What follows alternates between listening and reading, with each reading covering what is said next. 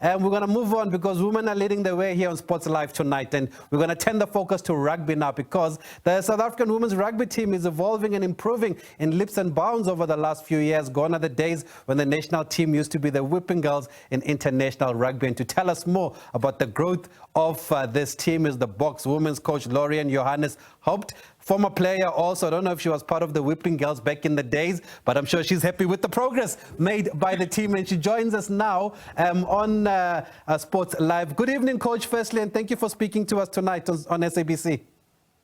Good evening, everyone. No, I'm happy to be here. And no, it was a bit more tighter than being a whipping girl.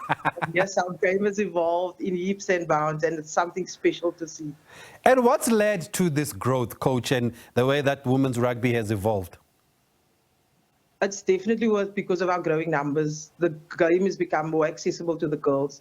Girls can start playing rugby at a younger age, and that's due to our unions buying into getting our girls up to standard so that we can compete internationally. Yeah. And are you getting support from the corporate world? Obviously, people will make comparison with the Springboks, but they have a lot of support from corporate. Are we starting to see that investment in women's rugby also? Right now, definitely, it's starting to evolve. Just as our game has evolved, our sponsorship is starting to evolve as well. We've got FMB as our sponsor, and it's quite good to have them on board. Yeah. We hope to get many more, but that's a great start. We saw a lot of media coverage also of the recent tournament in Cape Town where you finished a fourth, but you were level on points with Italy. They're suffering close defeats to Italy and Australia. What did you make of the performances, and did they give you an indication that maybe you're on the right track as the team? Absolutely. In the WXV tournament, we played teams that were higher ranked than us. So we showcased what we could offer to compete internationally. And that was very good for us to see. So we know where we're heading. And it was good preparation for our World Cup next year. Are you seeing improvement in the coverage also from the media, like I mentioned? Yes, we've got, just like the corporate sponsors are involved, media was definitely involved. They were highlighting our plight. And it was good to see such a lot of people coming out to support the girls live. We had some good media from radio, TV, news. Everybody was there to support. Yeah, and speaking of playing against the best teams in the world, the draw for next year's Rugby World Cup was made this week, and you are in a Pool D against the likes of France, Italy. There's also Brazil. How do you view the group, Coach? I view the group as a good mix. We played against Italy. We narrowly lost to them. And now we know that we can compete against teams at higher rank than us. We played France in our previous World Cup, our opener in New Zealand. And that was a real challenge to us.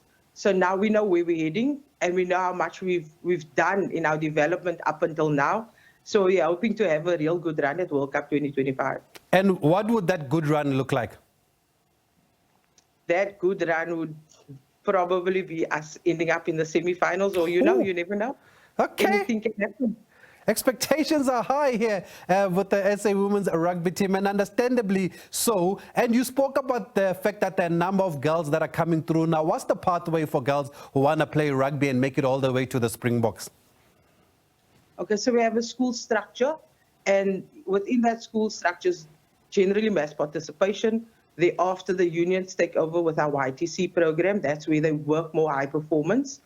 And then that's under 16, under 18 structure. We also have a national week where these girls are showcasing their talents and they get selected for a national elite squad. And thereafter, we have our junior box, the under 20 girls. They just played a tournament as well, same time as our WXV2 tournament. And it was a successful one where we had Tunisia playing, we had Uganda playing, South Africa, and the Rhinos playing in their competition.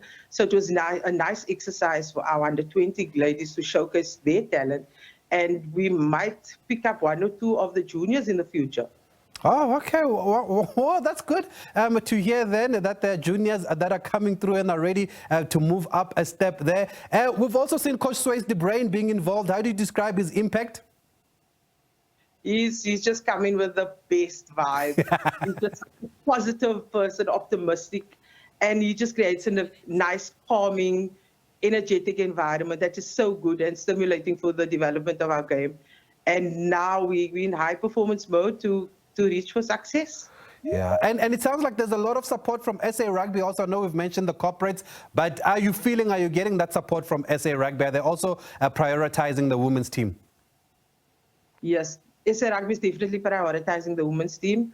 We definitely have all the resources we need to take this team to the next level, and we're very grateful for that.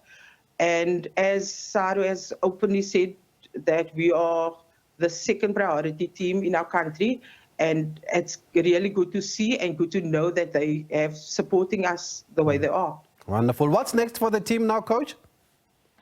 The team is currently in pre-season at the unions, and some of our ladies are playing abroad club rugby.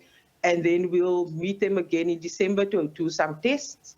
And then our real campaign training will start early January. Yeah, and I guess it's a big boost that you also have players that are now playing their trade outside of the country.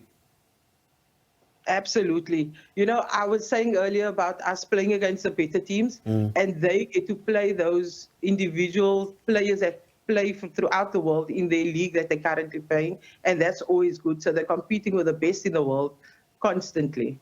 Wonderful. Coach, thanks for speaking to us. Thank you for your dedication, player and coach, now still involved and passionate about rugby and growing the women's game. And we wish you all the best going forward and at that World Cup in 2025. Coach Laurian Johannes-Haupt joining us here on Sports Live. We'll continue after this break and give you an update from SuperSport United against Kaizer Chiefs.